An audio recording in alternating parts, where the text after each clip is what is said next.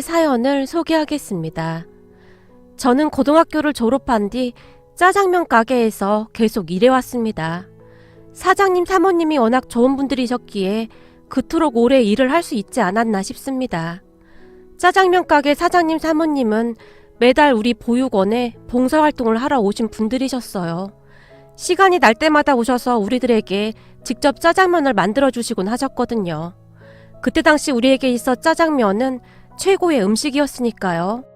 옹기종기 모여 앉아 두 분께서 만들어주신 짜장면을 먹곤 했었는데 어찌나 맛이 있었던지 얼굴이 그릇 안으로 들어갈 정도로 허겁지겁 먹곤 했었습니다. 얘들아, 짜장면 많이 있으니까 천천히 많이 먹어. 사장님께서 흐뭇한 표정으로 우리들을 둘러보셨어요. 그럼 한 번 더 먹어도 돼요?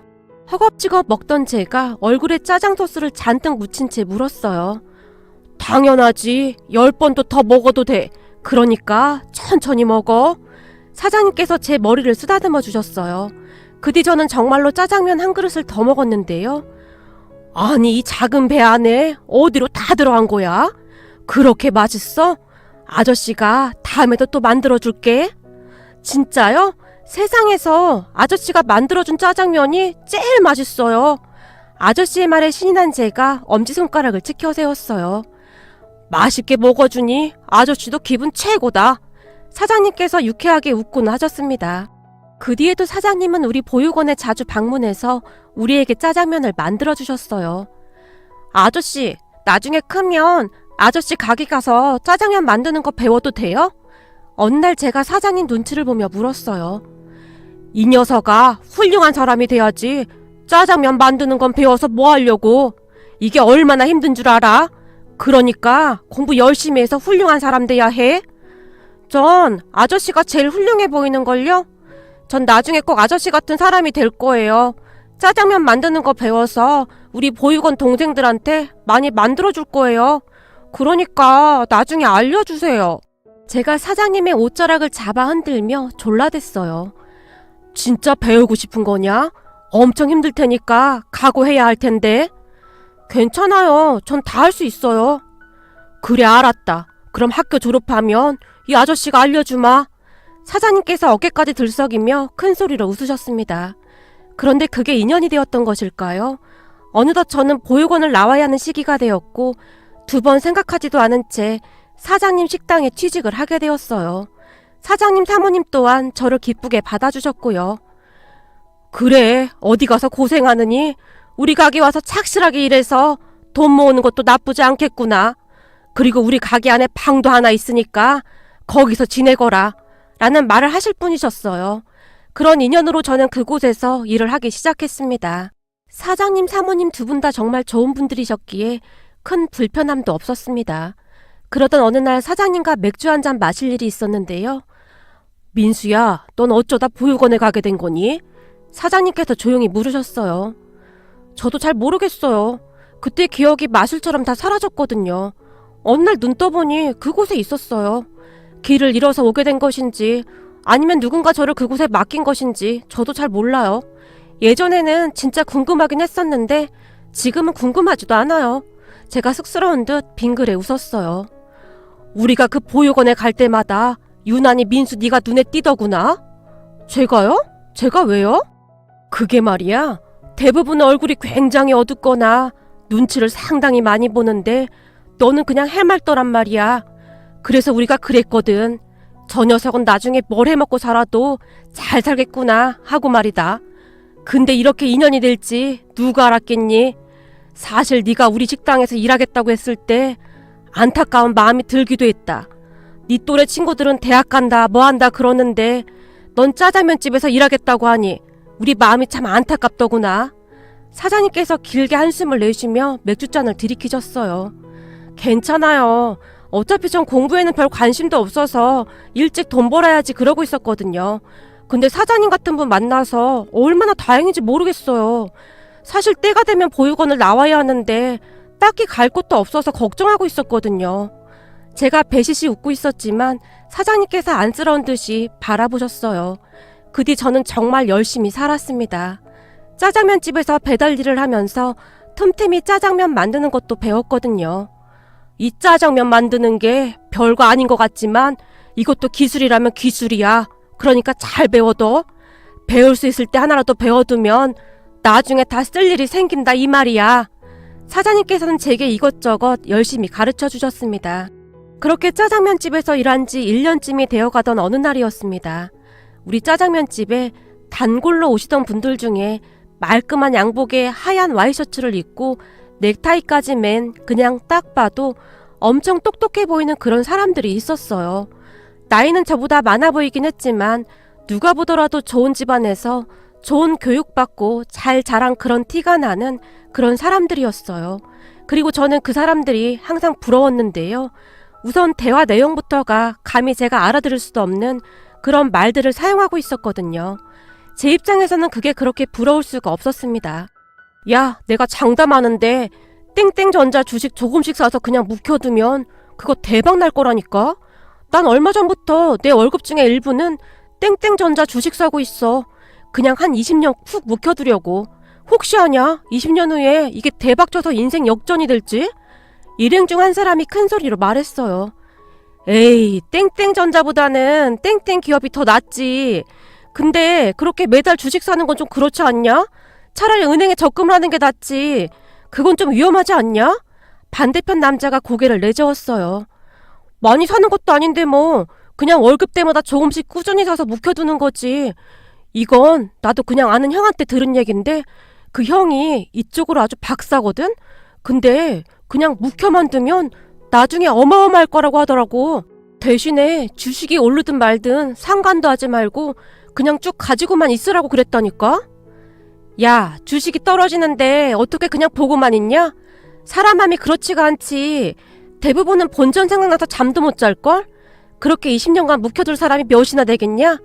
난 간땡이가 작아서 절대 그렇게 못한다.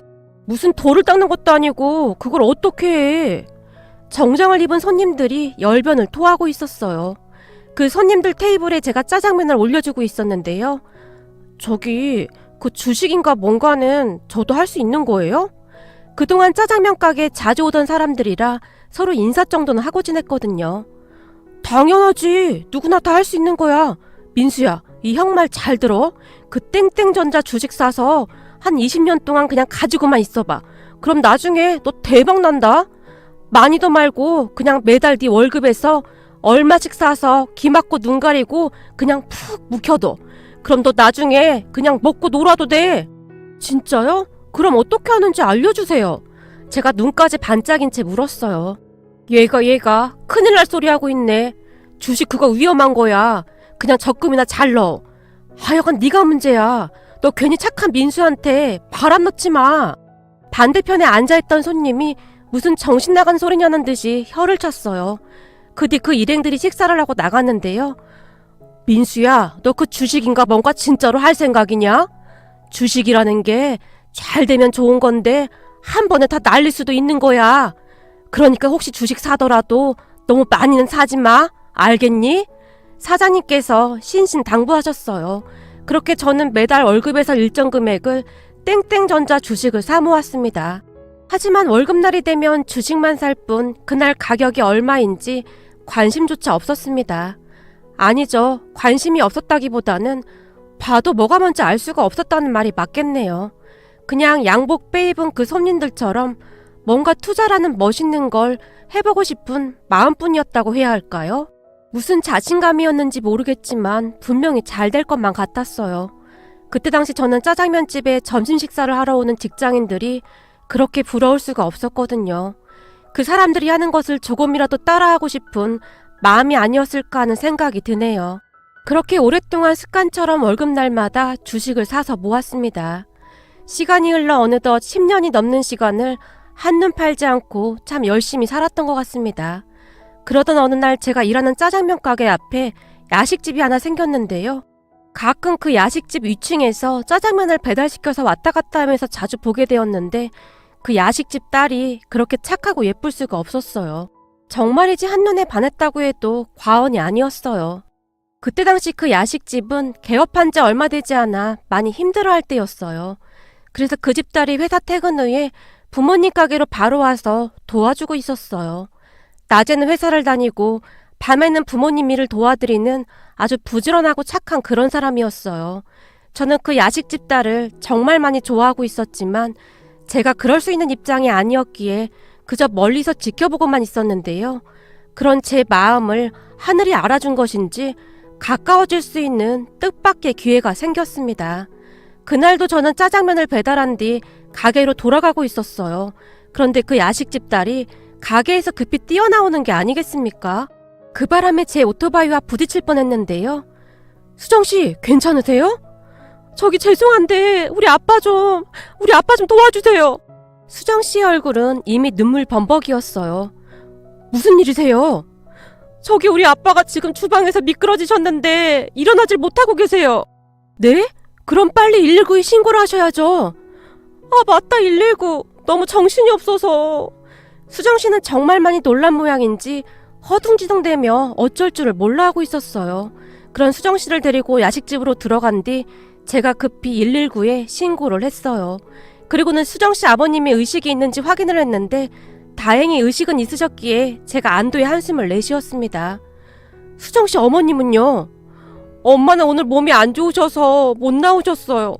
그래서 아빠랑 제가 음식을 하려고 했는데 제가 식용유를 그만 바닥에 쏟는 바람에 아빠가 그걸 밟고 미끄러지신 것 같아요. 우리 아빠 어떡하죠? 수정씨의 눈에서 눈물이 끝도 없이 흘러내리고 있었어요. 곧 119 도착하니까 괜찮을 거예요. 다행히 사장님 의식도 있으시니까 너무 걱정하지 마세요. 다 제 잘못이에요. 수정씨가 소리내어 울고 있었어요. 그러는 사이 119 구급대가 도착을 했고 수정씨 아버님은 급히 병원으로 실려가셨습니다. 다행히 병원에서는 며칠 입원하시면 괜찮으실 거라고 했어요. 그러는 동안 제가 수정씨 옆에서 함께 자리를 지켰습니다. 수정씨가 너무 혼비백산에 있었으니까요. 민수씨도 일해야 하는데 어떡해요? 괜히 저 때문에 민수씨 일하시는 사장님께 혼나는 거 아니에요? 아닙니다. 우리 사장님께서도 걱정 말고 다녀오라고 하셨어요.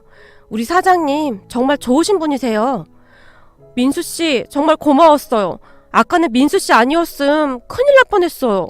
세상에나 너무 놀라니까 119 번호가 생각이 안 나는 거 있죠. 수정씨가 많이 고마워했어요.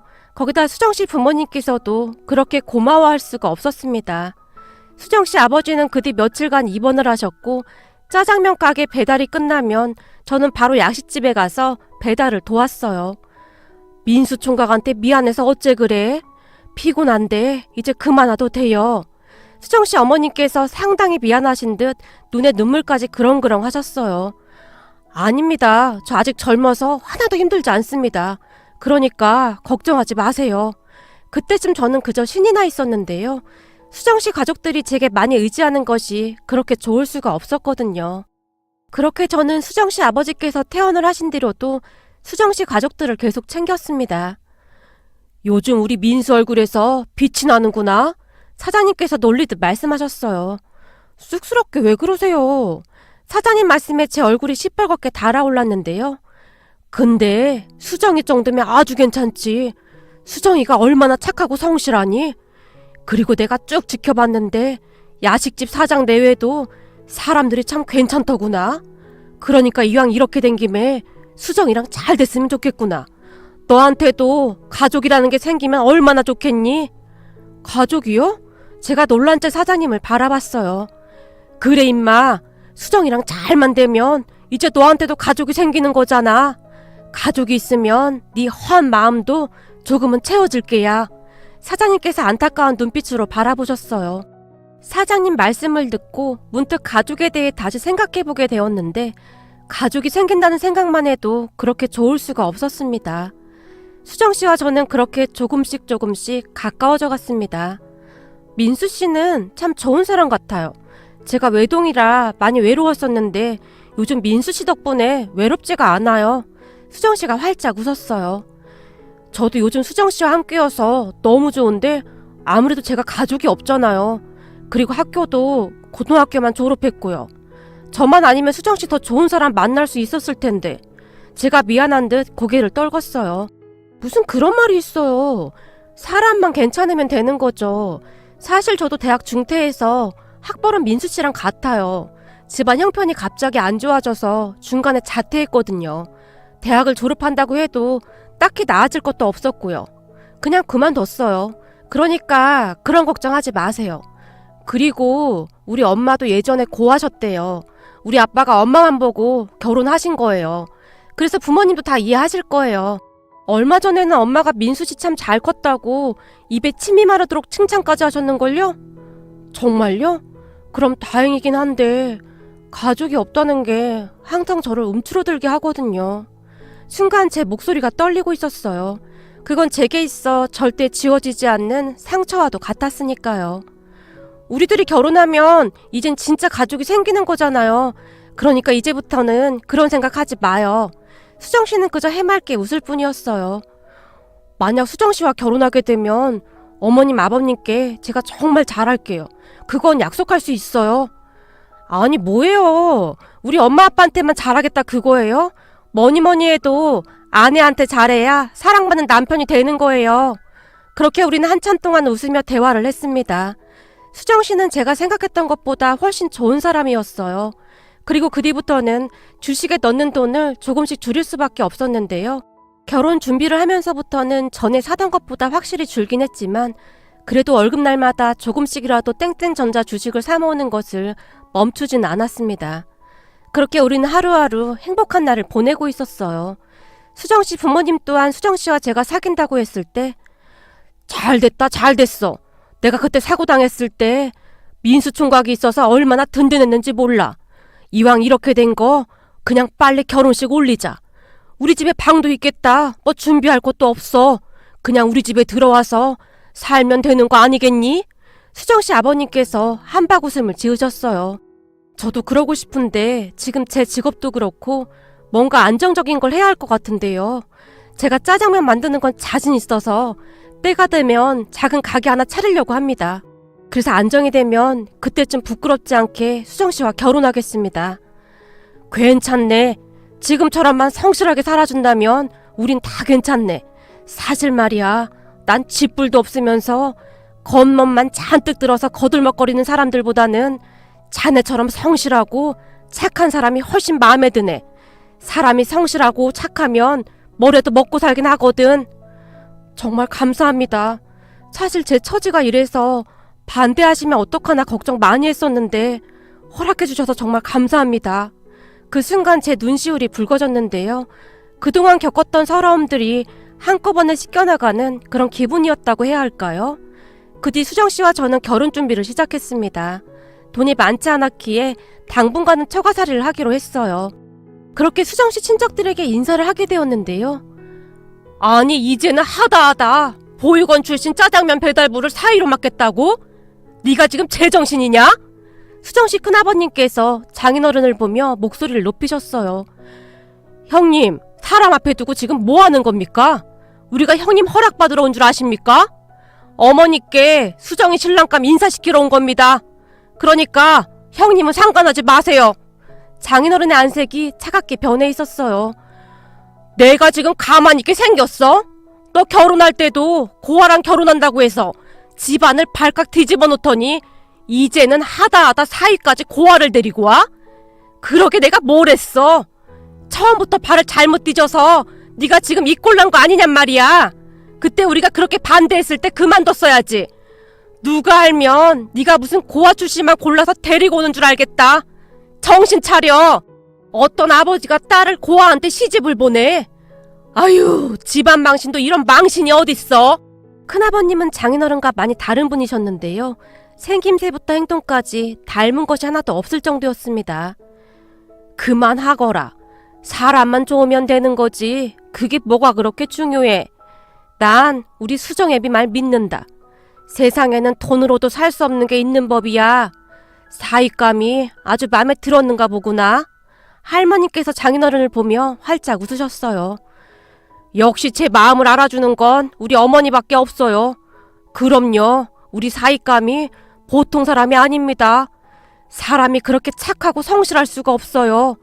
우리 딸이 저 닮아서 사람 보는 눈이 있더라고요. 장인어른께서 아주 자랑스럽게 말씀하셨어요. 참 속도 좋네. 속도 좋아. 아니 지금 웃음이 나와? 너 잘 들어. 수정이 저 짜장면 배달부랑 결혼시키면 우린 수정이 결혼식에 아무도 안 갈 거다. 너 우리 며느리 집안이 교육자 집안인 건 알고 있지? 내가 우리 며느리 보기 창피해서 얼굴을 못 들겠어. 아니 사돈들이 알면 뭐라고 하겠어. 형제라고 셋밖에 없는데 그 동생 중에 하나가 고아 출신 짜장면 배달부를 사위로 들인다고 하면 도대체 뭐라고 하겠느냔 말이야. 그러니까 우리 가족은 결혼식장에 아무도 참석 안 할 거다. 그렇게 알고 있어. 큰아버님께서 문을 박차고 나가셨어요. 아이고 지혜비 닮아서 성질머리하고는 속이 어찌 그리 아주 밴댕이 소갈딱지만한지 모르겠구나. 상관하지 말게.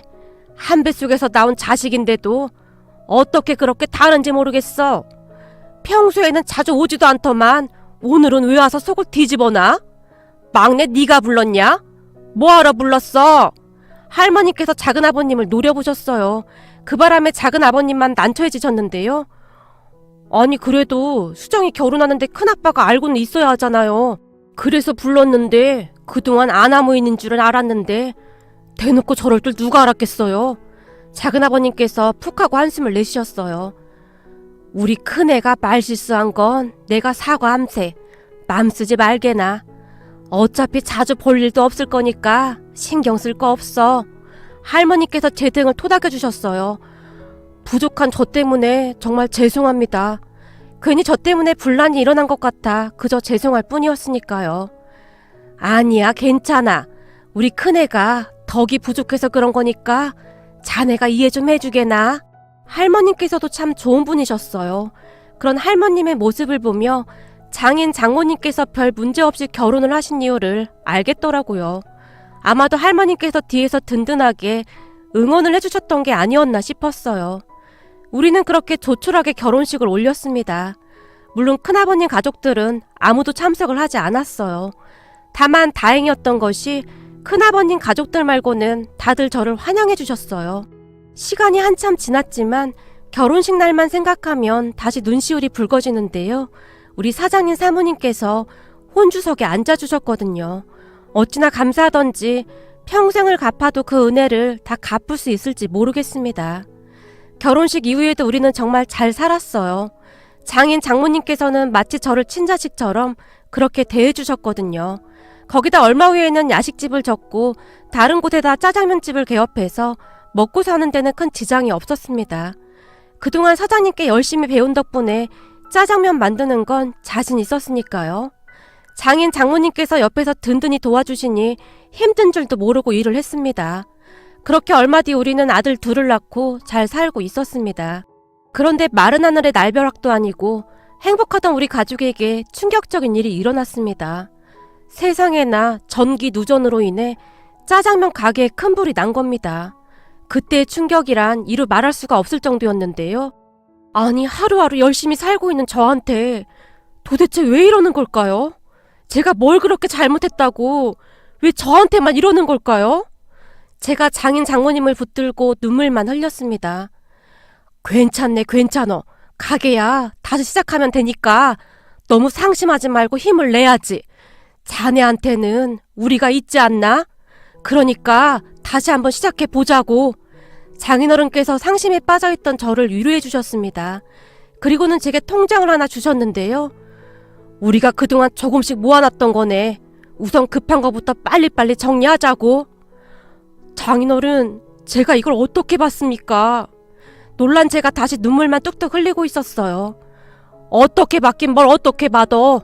원래 가족끼리는 이러는 거야. 나중에 돈 벌어서 다 갚아 라는 말씀을 하실 분이셨어요. 그렇게 우리 가족은 힘든 시간 속에서도 다시 일어나기 위해 노력하고 있었는데요. 평소 저를 좋지 않게 보았던 큰아버님께서 소식을 듣고 득달같이 쫓아오셨습니다. 내가 이럴 줄 알았다. 짜장면 배달부랑 결혼시킨다고 했을 때부터 내가 일이 될 줄 알았어. 딸이 생각이 없어서 그러고 있으면 부모라도 말렸어야 하는데 이건 온 가족이 똑같으니 잘 될 리가 있나. 니들이 말 안 들은 거니 우리한테 돈 빌려달란 얘기는 꺼내지도 마. 이런 한심한 인간들아. 큰아버님께서 한심하다는 듯이 혀까지 차셨어요. 걱정 마쇼. 누가 형님한테 돈 빌려달라고 했어요? 시끄러우니까 그냥 가세요. 아니 불난 집에 부채질하는 것도 아니고 그렇잖아도 우리 사이 심란한데 뭐 하는 겁니까? 장인어른께서 큰아버님을 내쫓으셨어요. 그러던 어느 날 저에게 정말 믿기지 않는 기적과도 같은 일이 일어났습니다. 저는 지금도 이게 꿈인지 생시인지 분간이 되지 않을 정도인데요. 어느 날 전에 일했던 사장님께서 제게 전화를 하셨어요. 사장님, 잘 지내시죠? 제가 자주 찾아뵈야 하는데 바빠서 잘 찾아뵙지도 못했네요. 아니야, 괜찮아. 근데 민수야. 아니지, 이제 애가 둘인데 내가 자꾸 이름을 부르네 그래? 아닙니다, 괜찮습니다. 그래, 그렇게 생각해주면 우리야 고맙지. 근데 자네 목소리가 왜 그래? 무슨 일 있어? 그게 사실 얼마 전에 가게에 불이 나서 지금까지도 제정신이 아닙니다. 뭐? 불? 다친 데는 없고? 네, 다친 데는 없는데 가게가 다 불타버려서 걱정이 태산입니다. 제가 한숨을 내쉬었어요. 아이고, 이 사람아, 자네 지금 그까짓 가게가 문제가 아니야. 그때 샀던 땡땡전자 주식 아직도 가지고 있나? 우리 집에서 일할 때 계속 샀었잖아. 혹시 그거 결혼한다고 팔았어?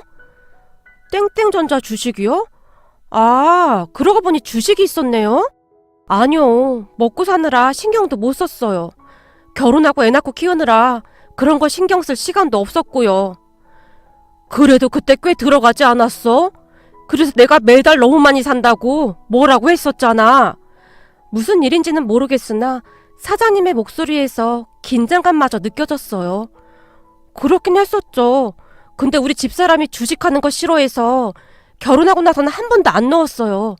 근데 그건 왜 물어보시는 거예요? 그럼 자네 그 주식은 그대로 갖고 있단 말이지? 그렇죠. 사장님께서 그 말씀하시니 그때 생각이 나네요. 사장님께 한참 혼났었죠. 힘들게 일해서 주식이나 한다고요. 근데 그건 왜 자꾸 물어보세요? 제가 대수롭지 않게 물었어요. 그럼 진짜 아직도 가지고 있단 말인 거지? 그럼요. 이젠 주식 그런 거 안 해요. 너무 걱정하지 않으셔도 돼요, 사장님. 그리고 지금도 그 주식 없는 셈 치고 그냥 신경도 안 쓰고 있어요. 아이고, 이 사람아. 지금 그 주식 대박 났어. 나도 워낙 뉴스 같은 거 안 보고 저녁에 드라마만 끼고 사는 사람이라 몰랐었는데 얼마 전에 우연히 알게 됐네. 근데 그게 지금 얼마인지 아나? 그러니까 자네도 한번 확인해봐. 사장님의 목소리가 떨리고 있었어요. 네? 정말요? 알겠습니다. 한번 확인해보겠습니다. 라며 제가 전화를 끊었는데요. 사실 그때까지도 별 대수롭지 않게 생각하고 있었거든요.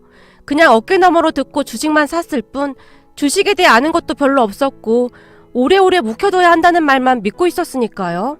그때 주식에 대해 말해줬던 그 직장인 형이 서울대를 나온 똑똑한 사람이었으니 확실한 정보라고 그냥 굳게 믿고 있을 뿐이었어요.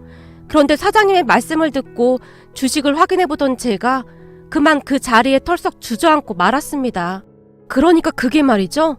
주식이 어마어마하게, 아니죠, 상상을 초월할 정도로 많이 올라 있었거든요. 처음에는 제가 주식 가격을 잘못 본 줄 알고 몇 번이나 확인해볼 정도였으니까요. 그때 당시 한 주에 몇천 원씩밖에 안 하던 주식이 시간이 흘러 어마어마하게 올랐던 겁니다. 거기다 무슨 배당금이라는 것까지 쌓여서 뒤에 동그라미가 몇 개인지 몇 번이나 세어봤는지 모르겠습니다. 그 뒤 우리 가족들의 인생도 완전히 바뀌었습니다. 그렇게 저는 우선은 장인 장모님의 소원을 들어드렸습니다. 장인 장모님, 소원 있으시면 말씀해보세요. 그때까지는 가족들에게 정확히 말을 하지 않았었기에 제가 모른 척 시치미를 떼고 물었어요. 불까지 남마당에 소원은 무슨 소원이야. 우리 가게 빨리 복구해서 다시 장사하는 게 소원이지. 그리고 나중에 돈 많이 벌어서 어머님 계신 고향 근처에 전원주택 하나 줘서 어머님 모시고 그냥저냥 텃밭이나 가꾸면서 사는 게 소원이지. 근데 그건 왜 물어? 장인어른께서 미소 띤 얼굴로 저를 바라보셨어요. 아니, 그냥요. 제가 그 소원 들어드릴까 해서요. 역시 우리 김서방밖에 없구만. 그래, 나중에 돈 많이 벌어서 전원주택 하나 지어주게나. 그러려면 우리 김서방 진짜 열심히 일해야겠네. 장인어른께서 유쾌하게 웃으셨어요. 여보, 장인 장모님, 이제 우리 고생 끝났어요. 대박 났다고요. 제가 주식 계좌를 가족들에게 보여드렸어요. 아니, 이게 뭐야? 이거 뒤에 동그라미가 몇 개야 그래? 이거 자네 거 맞는 건가? 이거 뭐가 잘못된 거 아닌가? 이런 큰 돈이 갑자기 어디서 났어? 그쯤에서 장인어른의 얼굴에는 걱정이 가득해 보였어요. 여보, 내가 결혼 전에 땡땡전자 주식 가지고 있었다고 했잖아? 그랬던 것 같긴 한데 당신 그거 안 팔았었어? 그때 그 사람이 서울대 나왔다고 했는데 그냥 묵혀만 두면 분명히 돈이 된다고 했었거든. 그래서 그냥 신경도 안 쓰고 쭉 묵혀만 뒀었는데 그 주식이 지금 대박 난 거야. 맙소사, 그럼 이 돈 전부 진짜 우리 돈이란 말이야? 아내가 떨리는 손으로 제 손을 잡았어요. 그 뒤 우리 가족들의 인생도 완전히 바뀌었습니다. 땡땡전자 주식 일부를 팔아서 장인 장모님께서 소원이시라던 경기도 외곽 고향에 멋지게 집을 한 채 지어드렸어요. 장인 장모님께서는 그곳에서 할머님을 모시고 살게 되었는데요. 고맙네, 고마워, 정말 고맙네. 다 지어진 집을 보며 장인 장모님의 눈에서는 눈물이 하염없이 흘러나왔어요. 할머님 또한 좋아서 어쩔 줄을 몰라 하셨는데요. 집이 완성된 뒤 동네 분들이 자주 놀러 오셨는데 이 집을 우리 손주 사이가 지어줬다니까. 우리 손주 사이가 아주 부자야, 부자. 그 뭐라고 하던데? 뭐라고 하는지 난 잘 모르겠고 돈이 너무 많아서 통장에 돈이 얼마가 있는지도 모른다고 하더구만. 요즘 들어 우리 아들 며느리랑 손주 사이가 자꾸 돈을 줘. 오늘도 와서 또 돈을 주지 뭐야. 나도 요즘 아주 돈벼락을 맞았어. 다들 뭐 먹고 싶은 거 있으면 말만 해. 내가 쏠 테니까. 세상 오래 사니까 이런 일이 다 있네 그래. 할머니께서는 어깨에 힘까지 잔뜩 주신 채 자랑을 하셨어요. 그런데 얼마 뒤 소식을 듣고 큰아버님께서 찾아오셨는데요. 막내한테 듣자하니 무슨 주식이 대박났다더니 그게 참말이냐? 그러게 말입니다. 우리 사이가 총각 때부터 월급날만 되면 땡땡전자 주식을 사모았다는데 그게 대박났지 뭡니까? 내가 우리 사이 관상 보고 한눈에 딱 알아봤다니까요.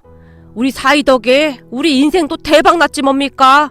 형님 잘난 자식들은 엄청 열심히 공부해서 공무원 됐는데 공무원 월급으로 어느 세월에 이런 집 짓고 삽니까 그래? 역시 인생은 살아봐야 한다고 우리 사이한테 그렇게 막말하더니 이를 어째요 그래?